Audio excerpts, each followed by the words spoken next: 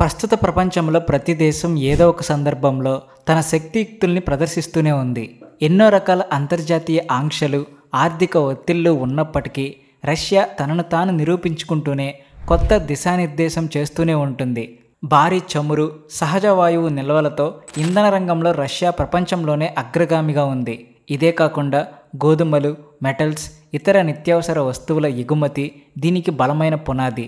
ఆర్థిక స్థిరత్వంతో పాటు బిజినెస్లో కాన్ఫిడెన్స్ రష్యాకు పెద్ద ప్లస్ పాయింట్. శక్తివంతమైన ఆర్థిక వ్యవస్థ ఉంటే శక్తివంతమైన సైన్యం కూడా తయారవుతుంది అనే విషయం రష్యాని చూస్తే తెలుస్తుంది. ఈ ఆలోచనతో రష్యా నెక్స్ట్ జనరేషన్ ఫైటర్ జెట్లను తయారు చేసే టెక్నాలజీ, పవర్లో కొత్త అధ్యాయానికి నాంది పలికేందుకు సిద్ధమైంది. మరి ఈ విషయాల గురించి ఈరోజు ఈ వీడియోలో తెలుసుకుందాం. మీరు వీడియో ప్రారంభించడానికి ముందు మా ఛానల్ను సబ్స్క్రైబ్ చేసుకోండి. వీడియో ఎండ్ వరకు చూడండి. నచ్చితే లైక్ చేసి షేర్ చేయడం మర్చిపోకండి. రష్యా యొక్క ఏవియేషన్ వ్యవస్థ ఎప్పుడూ అద్భుతంగా ఉంటుంది. సుకోయ్, మిగ్ వంటి యుద్ధ విమానాలు ఎంత ఫేమస్ అయ్యాయో అందరికీ తెలిసిన విషయమే.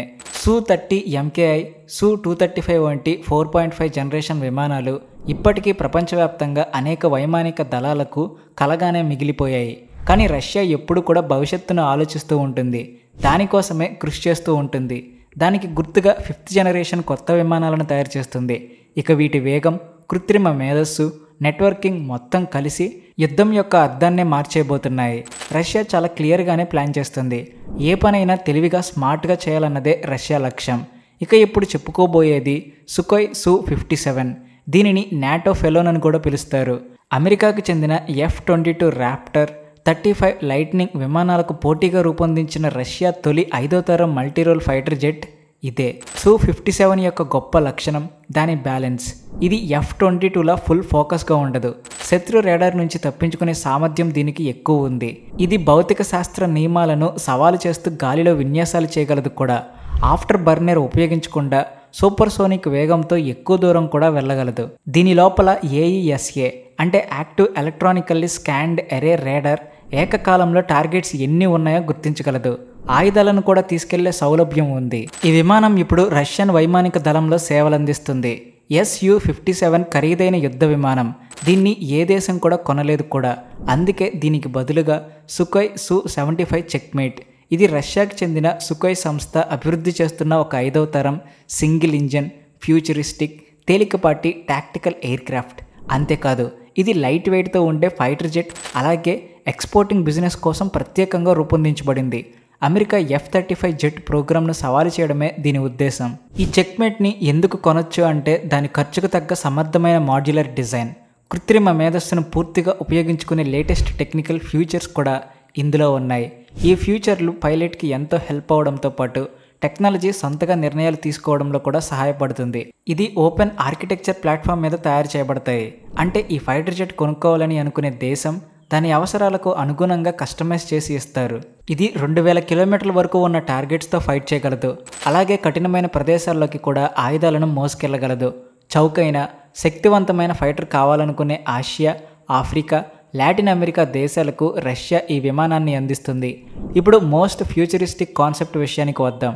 రష్యా ఫ్యూచర్ గురించి ఎంత ఆలోచిస్తుందో తెలుస్తుంది. మికియాన్ MiG-41. దీన్ని పాక్ DP ప్రోగ్రామ్ అని కూడా పిలుస్తారు. ఇది 6th జనరేషన్ హైపర్సోనిక్ ఇంటర్సెప్టర్ విమానం. సైన్స్ ఫిక్షన్లోని విమానం లాగా ఉంటుంది. ఇది మార్క్ 5 వేగం కంటే 4-5 రెట్లు వేగంగా ఎగురుతుంది కూడా. అంతేకాదు నియర్ స్పేస్ ఆల్టిట్యూడ్ వద్ద కూడా ఇది చక్కగా పనిచేస్తుంది.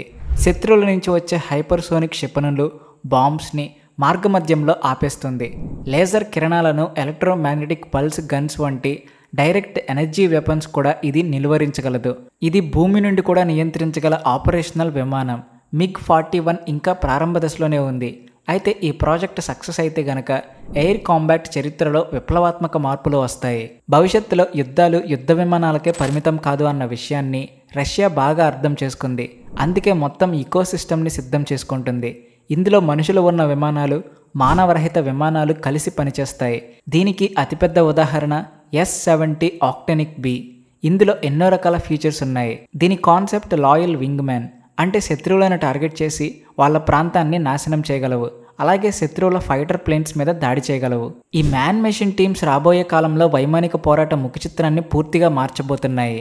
ఈ టెక్నాలజీలో రష్యా వేగంగా అడుగులు వేస్తుంది.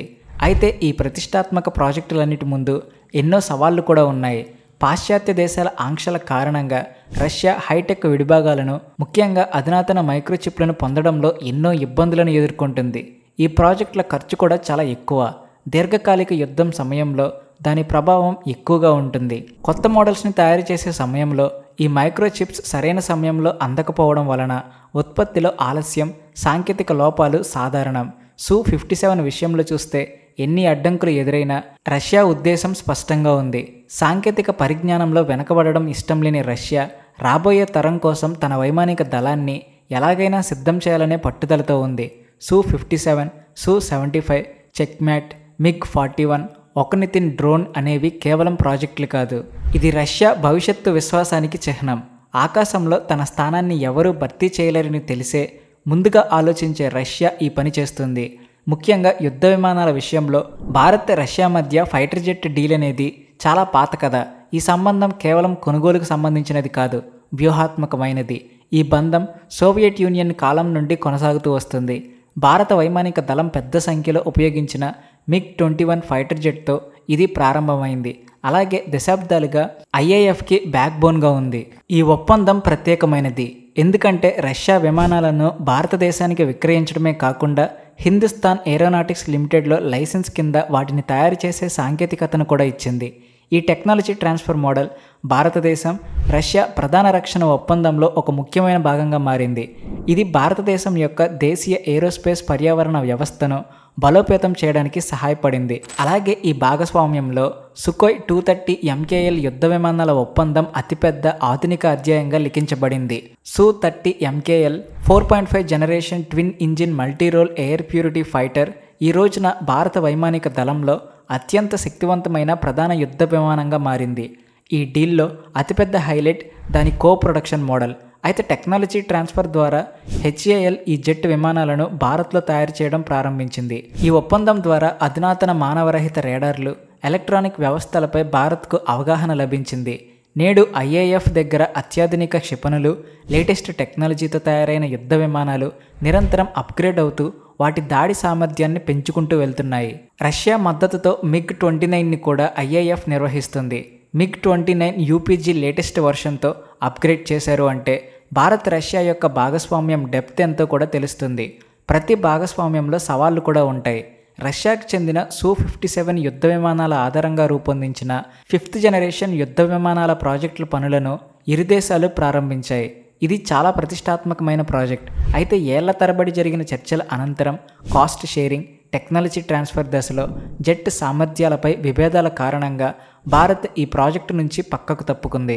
అయినప్పటికీ రష్యా ఇప్పటికీ భారత్కు నమ్మకమైన డిఫెన్స్ పార్ట్నర్గానే ఉంది. ఇటీవల యుద్ధ విమానాల కొరతను గుర్తించిన IAF అత్యవసర ప్రతిపాదికన రష్యా నుంచి కొత్త MiG-29ను, Su-30 MKLను కొనుగోలు చేయాలని ఆదేశించింది.